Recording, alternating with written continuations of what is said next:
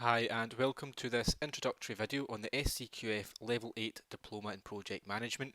The awarding body for this qualification is EL. This is going to be an introductory video to this award.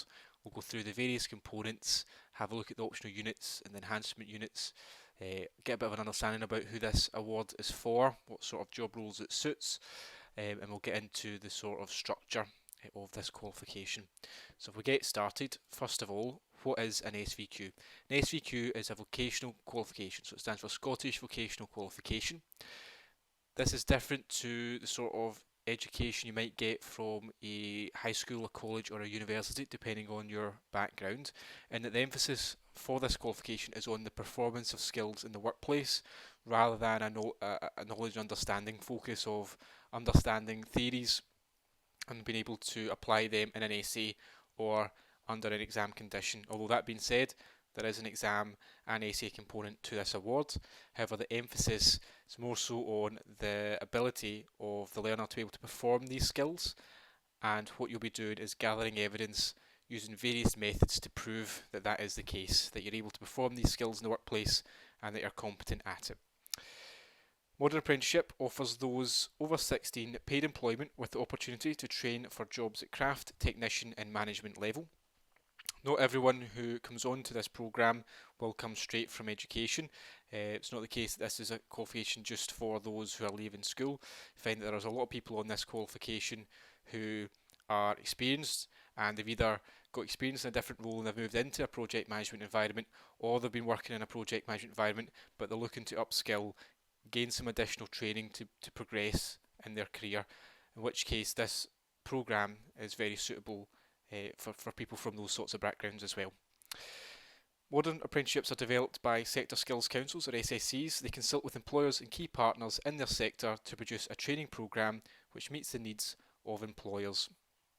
So the framework and the individual units are developed by these Sector Skills Councils. Sector Skills Councils contain representatives from training providers, from the awarding body and from employers. They all get together on a somewhat regular basis every few years, and they have a look at the competencies of someone within a particular role. So for this framework it's project management, so they say what sort of competencies should someone working in a project management role have, and that's what they use to then develop the units.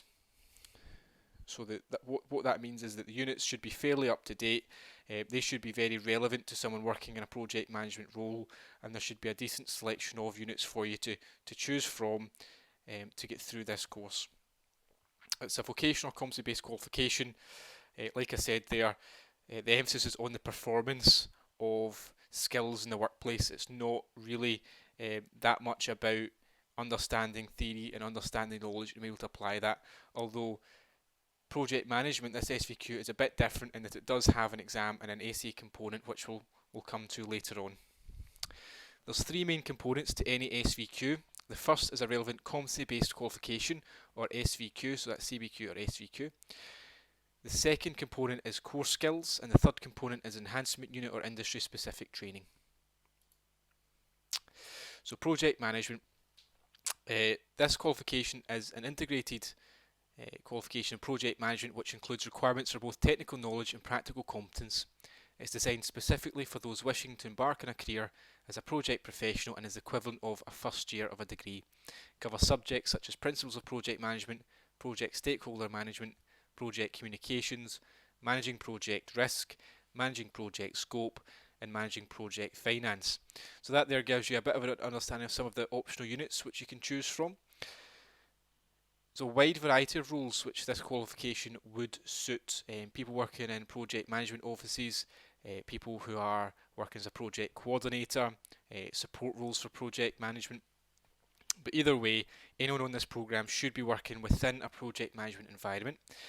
And essentially what a project is it's anything that's got a start date and an end date. So it's any sort of business change that's got a start date and an end date, and it's to contrast with sort of business as usual. So that's sort of the other end. So if you take a business, you can split it into two halves. Most of the business will fall into the business as usual category. That's where you find most of the functional teams. You'll find that an organisation hierarchy is split in, is kind of organised around this business as usual, and managers within this function typically deal with the recruitment of the team, managing key performance indicators, and that team will be responsible for completing certain tasks or processes, but it will be the same tasks and the same processes those people are responsible for completing many times over. However, within project management, it's all about business change. If you think over a long period of time, new software comes out, new processes come out, new rules and regulations, there's new technology. Businesses need to update and keep on top of this, and that's where project management come in. It's about managing that change to the business as usual processes and integrating that into the organisation. So if you're working in a role which involves managing a project that has got a set start date, it's got a definite end date, set duration, and it's about something that's sort of one-off or unique in some ways, then this is a great program for you to be able to understand and manage that process. There's project management skills shortages. This has been identified by Scottish Building Federation, Aberdeen and Grampian Chamber of Commerce, Oil and Gas UK, Lloyds Banking Group and OPITO. So there's a bit of a review done on the economy as a whole, and we've identified that there is a number of skill shortages within project management. There's more than 250 billion is spent on projects in the UK every year. So there's a lot of business, a lot of industry, there's a lot of employment in this sector. However, it has been identified that there's a skill shortage, and that's why this program was developed, was to be able to overcome that skill shortages by getting people trained up at a somewhat entry level into this industry. So when we say entry level, you may be experienced, you may have a few years experience in project management, but it's about increasing that experience that you've got. It's about increasing your competency in this role. There isn't really, when it comes to getting into project management, and I'll speak more about the link with the APM, the Association for Project Managers, later on, when we look at Unit 1 and the examine essay component of this qualification. But when it comes to project management, there's not a lot of alternatives for people who are getting into the industry to get on that first step to chartership. To get onto chartership with APM, typically the first step is to do the PMQ exam, and that is usually aimed towards people who have a number of years experience in project management. However, doing this qualification gets you, by the end of it, associated with the APM, gets you on their first rung of membership there, and in that sense it's a great opportunity for people who are coming into project management to get started onto that route. The program's aimed for those working in job roles such as project managers, project coordinators, project executives and project support officers. Okay, so what will you get out of it? You'll get a number of certificates for completing this award. Okay, so the first one you'll get, the biggest certificate you'll get, covers the most ground, is your Modern Apprenticeship Certificate. That you get for completing the 3 separate components of this award. So you complete the 3 components, you get your Modern Apprenticeship Certificate. That's issued by the Sector Skills Council. Second certificate you're going to get is the SCQF Level 8 Diploma in Project Management. The awarding body for this award is EAL. There are many different awarding bodies out there. For Scotland, most of you will have heard of the SQA, which is the awarding body which accredits high school and college courses. EAL is an English awarding body in England. It's a bit different in they don't have the one awarding body. They've got a couple of different ones, and EAL's one of them, and that is who is the awarding body for this qualification. And you'll also get your career skill enhancements as well for completing your additional your career skills units, which are the third component. So core skills, career skills. Career skills are basically core skills at a higher level. And the fourth thing you're going to get of this is a portfolio of evidence which demonstrates your competence in your role. This is very useful for any sort of internal training and development that you're completing, any sort of monthly one-to-ones, for yearly appraisals, probation reviews. Great to have that portfolio of evidence that shows the sort of work and the sort of tasks that you've been able to complete. Sometimes I've also heard of people using certain aspects of their portfolio for recruitment processes if they're going elsewhere, even internally. They're able to show off the sort of work that they've been doing in their role. There are some progression opportunities once you complete this course. There's a number of routes.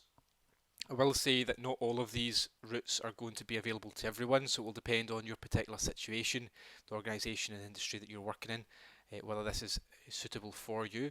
To give you an idea of the sorts of progression opportunities that are available once you complete, the first one everyone should be getting, which is to progress on to a career within your chosen industry that you work in a project management environment.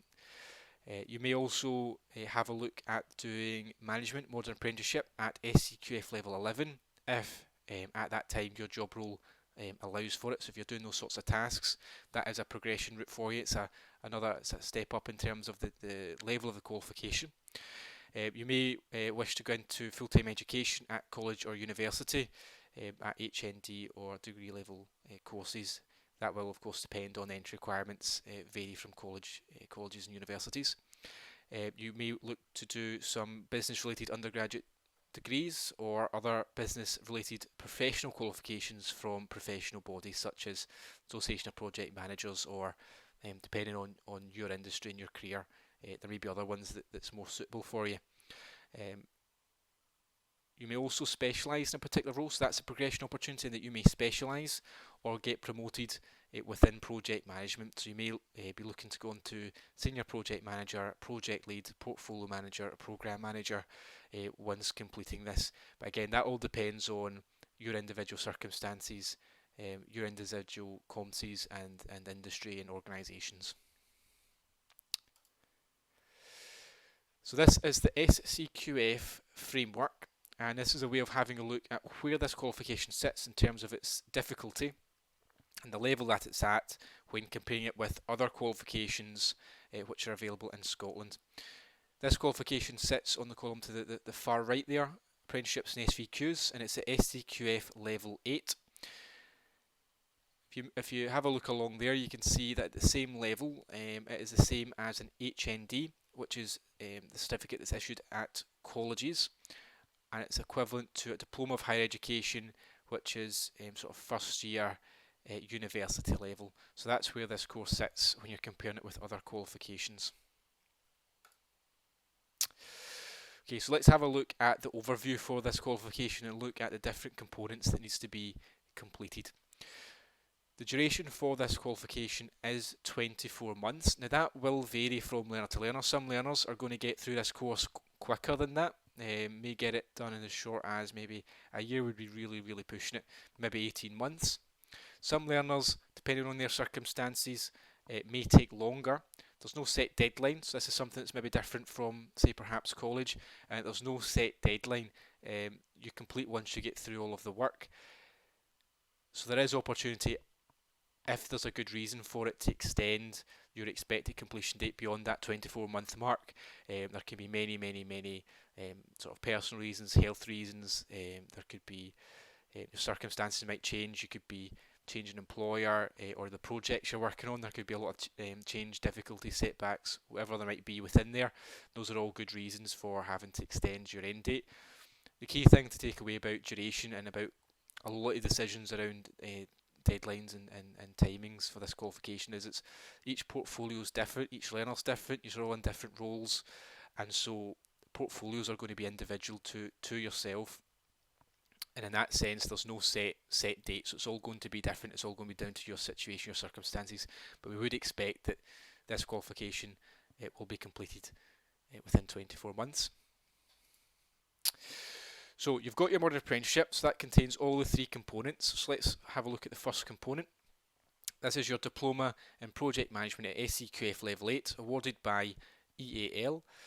This is your competency-based qualification components. This is your CBQ or your SVQ component. This is split into two sections. So the first section is your mandatory units, and there's 3 mandatory units which you have to complete. Everyone who's on this framework must complete those units to get this award, to get this component of the award. They are quite broad, so there's a wide number of job roles that will be able to fit that. To give you an example, one of them is project communication. So if you're working a project management role, everyone's going to have to be able to demonstrate competency and being able to communicate. Second part of this section is your optional units. You must select 8 optional units from the framework to achieve this component of your modern apprenticeship. That will total up to 88 credits. We'll go through the framework a little bit later on, and I'll go through some of the optional units which you might look to choose from. You've then got your enhancement unit, which is the second component for your modern apprenticeship. Again, we'll explain this in a little bit more detail later on. Enhancement unit is essentially a unit which is from a different framework, so to sort of broaden the units that you get to complete on this qualification.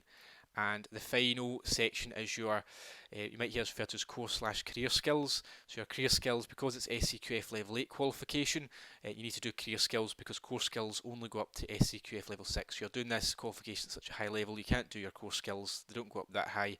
You'll be doing your career skills, and there'll be a list of career skills units with which to choose from to do as well.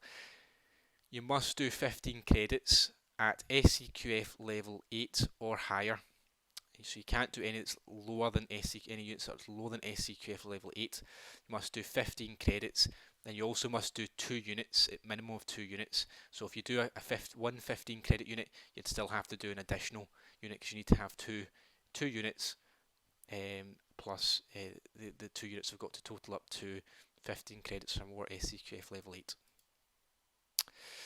So let's have a look at the framework. So this framework will be issued to you. If you haven't been issued with it or you don't have it, you can also look it up online. Just go to any search engine and have a look, search up SCQF Level 8 Diploma in Project Management Framework, and you should be able to find this online. You'll see it split into a number of columns. It will outline the unit code, it'll tell you the title of the unit, the SCQF level, so that is the level on that framework that the unit sits on. So each unit, just because it's a level 8 qualification, you may be doing units which are at a higher level, you may be doing some levels at a lower level, but the overall qualification sits at the level 8. And the credit value column on the end there. So credits, what credits mean? They are a representation of how long it should take to complete each unit. So 1 credit should equal 10 learning hours. And learning hours is not just the time it takes for you to complete assessments, for you to write up your personal statements, to be in classroom learning. It is including the time it takes to learn the sort of process, the skills that you have to do to complete that unit, and to actually perform those skills in the workplace to such an extent that you can be determined as being competent at it. So that's not how long, just because unit says 30 credits here, that doesn't mean you need to spend 300 hours working towards that unit on the assessments. It includes the time it takes to actually learn those skills, to, perform them in the workplace, and then also assess them. So these three mandatory units. Principles of Project Management, that's Unit 1. We'll go into that more detail later because that's a bit of a special unit, that one. Your other one is Project Stakeholder Management, so that's being able to identify, manage, prioritise certain stakeholders and understand their impact on the project. And project communications is, as it sounds, being able to communicate project documents out to stakeholders, to be able to update it, to be able to plan out what communication you're going to have, when you're going to communicate it, the method you're going to use to communicate those that information or those documents out to stakeholders. Okay, so we'll move on now to the optional units. So you must select any 8 optional units from this list. You will notice though that there are only 10 units to choose from on this list, so it's more so a case of choosing the units which you don't cover in your job. Okay, so you want to choose the units which are most relevant to your job role, the tasks that you complete as part of your work. If you think about it, this is about demonstrating that you're competent at performing these skills in the workplace. So if it's a unit that you don't really do in the workplace, it's going to be very, very difficult for you to get that evidence. It's going to make it a lot harder. So you want to pick units which align closely to your job role. We'll go through these. As you can see on the end there, SCQF level and the credit value. Wouldn't worry too much about these when it comes to picking units. Just focus on the title of the unit and focus on the criteria within that and whether or not you complete those tasks in the workplace. If you want to see a bit more information on each unit, I can only go over a sort of high level overview of each one here. I don't have the time to go into them in a lot of detail. You can either look it up online or the unit guides will be provided to you. So if you've been provided to you, you'll have the unit guides and you can have a look through those and you can see the specific criteria, specific points in there that you would have to cover in the workplace. and that might help you choose between, if there's two you're thinking I'm not too sure about these, which one I want to do and which one I don't want to do. Have a look at the unit guides, check what it's looking for you to do, and if you think you do more one than the other, go with the one you do more of. You can also look these up online as well by using any search engine and searching up the usually it's the unit code or the name of the unit, and that you should be able to find it that way as a PDF online. Okay, so first unit on this list is business case, project structure and progress monitoring. Business case is all about coming up with a case, a reason why this project should go ahead. What is the project? What's its expected benefits? How much is it expected to cost and how long is it expected to take? What is it the business is going to get out of it? And from that, a decision is made as to whether it's a good idea to take that project on and commit to it. Project scope is about managing the scope of the project, managing the boundaries, what are the activities, the tasks that are actually included as part of this project and what's not included, so that the project doesn't overburden itself with taking on too many responsibilities and tasks. Because if you get a project, a lot of time a lot of people will try and put in what they want into the project, and you end up going over budget over time because you're getting too much has been thrown into the project, and it fails. Managing project schedule is all about estimating timescales, working out the order timescales have to be complete, working out the order that tasks have to complete, putting it all together into a network analysis and into a Gantt chart. Finances is about calculating obviously the finances, how much it's going to cost, when you need the finances for, where you're going to get the finances from. Managing project risk is about what can go wrong in a project. It's about identifying early on what are the risks, what can go wrong with this project, what are the risks which are going to have the most impact on the project, what are the risks which are most likely to occur, and what are the contingency measures that we can put into place to prevent those risks from happening, and if they do occur, what can we do to minimise their impact. Managing project quality is about the standard of the project and its outputs. So to what extent does the output of the project meet what you set out to originally do. Managing project resources is all about the finances, about the money, it's about the equipment, it's about the people and the skills that are required to complete the project, estimating how many you need, when you need them for, and being able to monitor that they're being used up correctly. Contracts is all about managing the contract phase of dealing with suppliers to get all the resources that a project will require. Unit 12 and 13 are a little bit less technical, and they deal more with the sort of softer skill set that's required to be a project manager, so they are very good units. Providing leadership and direction for your own area of responsibility. That's not about providing leadership for a team, that's just about you're going to be, as a project manager, a project coordinator, you're going to be responsible for certain tasks, and it's important that you're able to contact your stakeholders, explain to them what needs done, when it needs done, how it needs done, what reports need to come back to you, and you are leading within that area of responsibility that you're given. You're taking the lead. Plan, allocate, and monitor work in own area of responsibility is all about keeping track and monitoring that the work that you're doing, the work that you're allocating out to other people, is on track and on schedule. So those are the units, and of those 10 units you must select 8. So it could be a good idea to have a look at those, see what ones you like, see what ones you're interested in most, see which ones align closely with your job role. That way, when you have a meeting with your assessor, you've got a bit of an understanding of the sort of units you'd like to do. Okay, so Unit 1 is the principles of project management. This unit is a little bit special because the assessment methods that's used for this unit is very different to the assessment methods that's used for the rest of the units. For the rest of the units, use your typical assessment methods. It's the same for all SVQs. But for the principle of project management, it's a bit different, and that is because this unit is the link with the Association of Project Managers. So to explain this properly, you need to understand the difference between EAL, who's the awarding body. So an awarding body is a bit like the SQA, so they're the people who actually create this award, they design the qualification, and they're the one that actually issue you with the certificate for this framework. APM is a professional body, so that stands for the Association of Project Managers.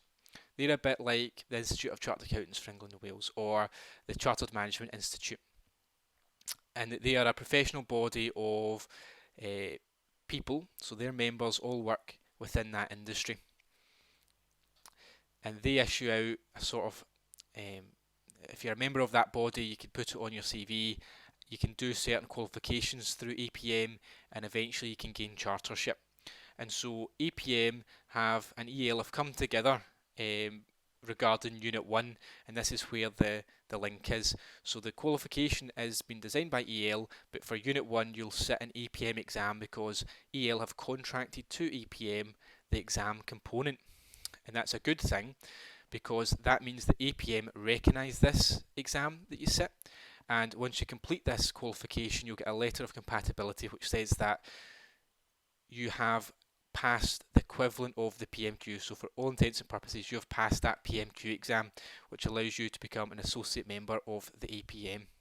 So that's why this unit's a bit different. So this unit's assessed by completing an exam and also by completing 4 written essays or reports. So you don't have to do any other assessment methods for this unit. That is the only way this unit is assessed, and because of that it's all knowledge based, so there's not any performance points in here. It's all sort of based on knowledge, so writing those essays and completing the exam. And it is the first step on the route to chartership because you get that associate membership of the APM. So your essays, there's 4 essays, they're split into 2 assignments, so each assignment contains 2 essays, and they must be written in either a full essay structure or alternatively, if you prefer, they can be written in a full report structure, depending on how you're going to answer it, what you're answering it on, and which structure you're most comfortable on. Okay, so there's 4 essays, and you've also got the exam as well. So this exam is similar in structure, although it is a different exam to that PMQ exam. You can find a lot of information, a lot of resources online about that PMQ exam, but keep in mind it is a different exam. With the PMQ exam, there's 4 question types. There's explain, describe, list and describe, and state. Sorry, let me get this right. There is a describe, list and describe, state, explain, and determine in PMQ. And in this APM exam, you have all you're missing out on the last type, which is the determine, which is the one we actually have to carry out a calculation. So for this APM exam, you've got the most difficult question. We actually have to calculate something out. You don't have to do that for that exam, so it makes it a bit easier. The pass mark is also slightly different, and the number of questions on the paper is different. You get 16 questions for the PMQ exam, and for this one there is a selection of 12 questions, and of those questions you must answer 10. So that's a bit of information on the exam. It's also paper based, so unlike the PMQ, you cannot complete this exam remotely. Perfect. So moving on now from that first component onto the second component, so your enhancement unit. So this is the second component of this qualification. An enhancement unit is simply an additional unit from another framework, and it must be at SCQ Level 3 or SCQF Level 6 or higher. So that's obviously less than that SCQF Level 8 that this qualification is at. And the unit that you select should be relevant to the learner's role. Okay, so that's one option. The other option for this enhancement unit is you could do one additional unit from your SCQF Level 8 Diploma in Project Management Framework. So on that list of optional units, where there was 10 optional units, you could choose to do 9, in which case that 9th unit will count as your enhancement unit. Alternatively, you can select any other unit really from another SVQ framework at SCQF Level 6 or higher. Now it's a bit impractical to provide you with a list of all the units you could possibly do because it wouldn't be much use to you. There's so many units you can choose from. It's more so going to be a case where you're going to be discussing with your assessor the sort of tasks you complete in the workplace, and then they can identify a number of options to see which one you'd most like to do and is most relevant to your role from this. But they should probably be units which is relevant to your role, so probably project management related. So units to do maybe from the management framework about innovation or business change. You might choose to do an IT unit which is about maybe using project management software. There could be units about analysing report data and information. Really depends on your role and the tasks that you're completing in the workplace. So now we have a wee look at the career skills. So this is now the third component of your SVQ. So the requirements to fulfill the career skills component is that you must complete a minimum of 15 credits at SCQF level 7 or above, and the full list can be found on Appendix 4 of the Skills CFA Framework document. So that is the framework document which will be supplied to you. Massive list on there. This is only some of them to give you an idea of the sorts of units there. And as I said earlier on as well, you must select a minimum of 2 units. So if you choose, say you choose plan change, that's a 15 credit unit, it says there on the end. If you choose that unit, you'll also have to do an additional unit as well, because you must do a minimum of 2 units. You can't just do 15 credits all in the one unit. But there is a number of units there. You can have a wee read through them. Most of them are fairly obvious what they're about, and it gives you an idea of the sorts of units that you can do. If you want to look up any of these units, if you search up that unit code followed by the letters SQA, because those are SQA units, you'll be able to find a PDF online, and it will outline the unit, a description of what that unit's about, and the criteria which you'd have to complete. Brilliant. So thanks a lot for listening to this. Hopefully this gives you a bit of an understanding of the different components of this award, and the main takeaway is that you'll be able to have a look at those option units, identify which units that you like and is relevant to your role for your meeting with your assessor, where you're going to be picking what units you want to add to your framework. So brilliant. Thanks a lot for listening.